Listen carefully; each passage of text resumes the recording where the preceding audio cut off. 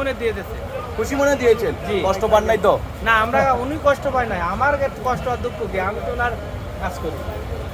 খামার কি থাকবে না ওনার? আমার নাই ভাই, এটাই লাস্ট। এই লাস্ট গরুটাকে এত বড় লসে বিক্রি করে মানুষ? জি ভাই, এটাই লাস্ট। ওনার এই খামারে প্রায় 2 কোটি টাকা লস। কি বল?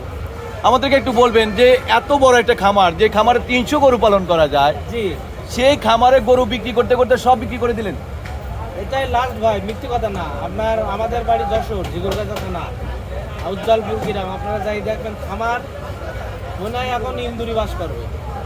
খামারে ইন্দুর বাস করবে? জি। এই যে যারা কর্মচারী ছিল, যাদের রুটি রোজগার ছিল, যাদের পরিবার বাঁচত এই খামারে কাজ করে, উনি একটা ব্যবস্থা করেছে যে তাদের। আপনাকে করেছে কিনা? আমার করবে ইনশাল্লাহ। আমার একটা আশ্বাস দিয়েছে, উনি মালয়েশিয়ান প্রবাসী, ওনার 200-250 শ্রমিক খাটে, একটা ব্যবস্থা করেছে ইনশাল্লাহ।